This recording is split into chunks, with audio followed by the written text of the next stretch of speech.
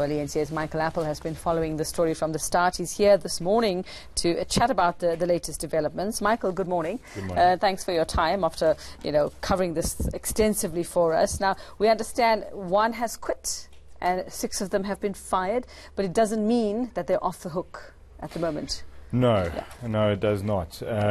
The forensic report did conclude that disciplinary action must be taken, and not only at those at the executive level, but CFOs, municipal managers. Those are some of the people where the fingers will be pointed. The accounting officer for a municipality is the CFO.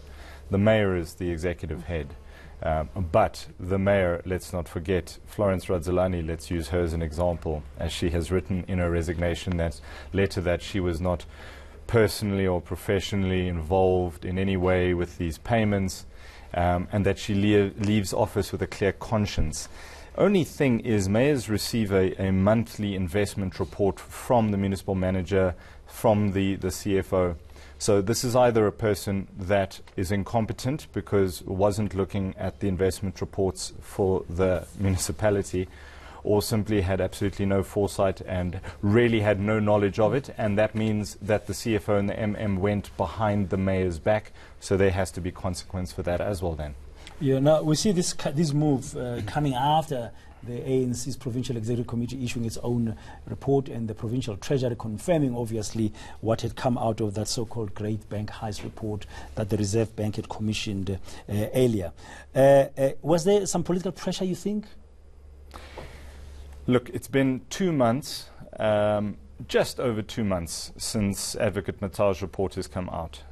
That started up a flurry of calls for accountability, that 2 billion rand can be looted, that 3.4 billion rand from municipalities, most of it conditional grant money given by COGTA and Treasury to these municipalities that was meant for service delivery, that money could be thrown into a mutual bank unlawfully so. So there's a lot of pressure on the law enforcement to act, the National Prosecuting Authority, but of course the political parties, which are the deployees of this particular party, the ANC in this case. So there must have been a lot of pressure, and you've seen that pressure fall not only in Limpopo, there were 10 municipalities there. 7 mayors have been fired. 3 of the municipalities withdrew their investments once Treasury said, "What are you doing?" And there are 4 municipalities. The second worst offender is the Northwest Province, and we've seen the provincial task team there also issuing an instruction to ANC caucuses that those 4 mayors there need to step down. There were 7 mayors, 4 of which are implicated in VBS-linked deposits. Some are not going as quietly as I think will in Limpopo. Some, especially Dr. Ruth Sekhamotsi-Mompati, where I was not too long ago, they're seeking legal advice to somehow challenge the PTT. So it's all good and well, Michael. Yes, we have managed to identify and find, and there have been some repercussions, but it doesn't get us any closer to recouping the money for the people at the end game of all of this, those who actually have lost out, those who've put their money and put their trust in VBS. Well, that's where the National Prosecuting Authority, the Asset Forfeiture Unit and the Hawks are going to be instrumental, where they now need to identify who these people are. Their investigations are underway, one would imagine, as we speak.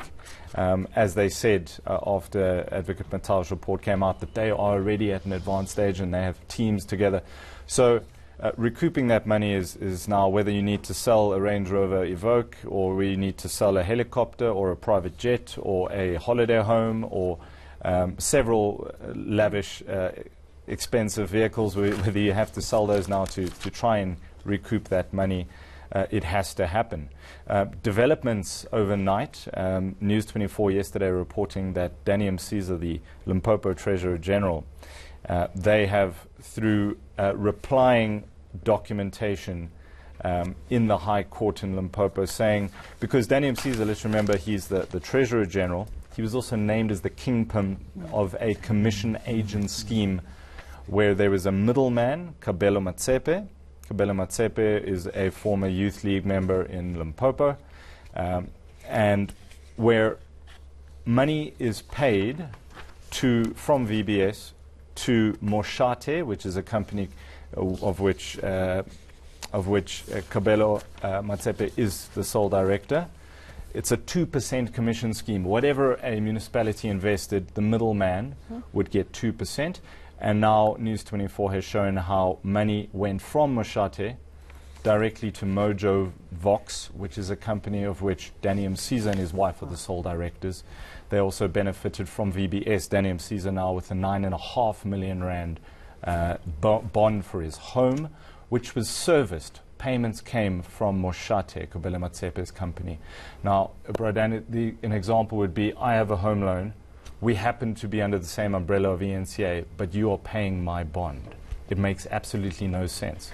So while Danny Msiza has gone to court to challenge the VBS report, Advocate Matau has come in with some pretty damning replying documentation. So there's still a lot to come out of this. For now, we've seen on the political side, the mayors now, and there's still more beyond Limpopo, some stuff that's still to come from the north. What's important to say as well, that Danny Msiza has subsequently stepped down from his position.